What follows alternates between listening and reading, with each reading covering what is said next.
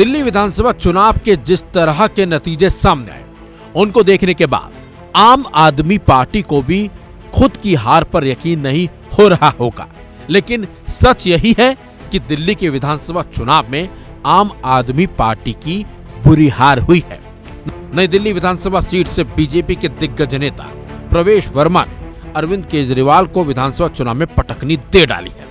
प्रवेश वर्मा की जीत के बाद उनके घर में जश्न मन रहा है। प्रवेश वर्मा की जीत पर उनके बच्चे काफी खुश नजर आ रहे हैं। प्रवेश वर्मा की बेटी प्रिशा ने बताया कि उनके पिता की जीत दिल्ली के मतदाताओं की नाराजगी और बदलाव की मांग को दर्शाती है। साथ ही साथ उन्होंने कहा कि दिल्ली की जनता केजरीवाल जी से थक चुकी थी। उनके काम करने का तरीका जनता को पसंद नहीं आ रहा था। बहानेबाजी, झूठे वादे और दोषारोपण की राजनीति से लोग परेशान थे, इसलिए जनता ने उन्हें स्पष्ट जनादेश दिया है। सुनिए प्रवेश वर्मा की बेटी ने क्या कुछ कहा। मैं सभी का धन्यवाद करना चाहूँगी, सभी नई दिल्ली वासियों का धन्यवाद करना चाहूँगी।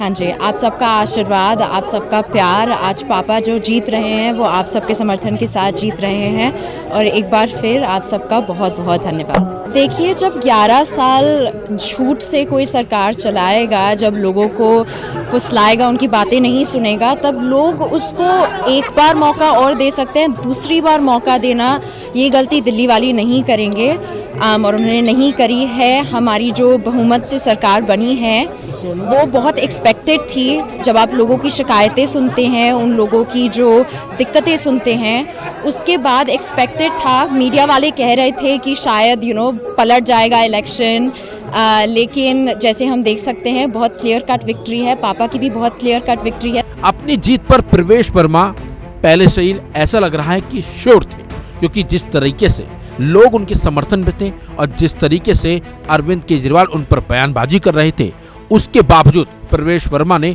पहले ही दावा कर दिया था कि इस बार जीत उनकी होगी और सरकार दिल्ली में बीजेपी की बनेगी, और वो हुआ भी। अब जीत के बाद प्रवेश वर्मा का क्या कुछ कहना है वो भी सुनिए। दिल्ली की जनता ने एक बहुत बड़ा मैंडेट दिया है भारतीय जनता पार्टी को।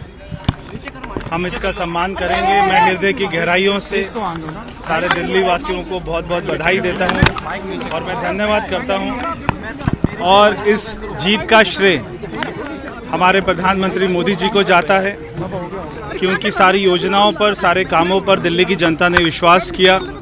हमारे राष्ट्रीय अध्यक्ष आदरणीय जेपी नड्डा जी को जाता है कि उन्होंने कार्यकर्ताओं का मार्गदर्शन किया।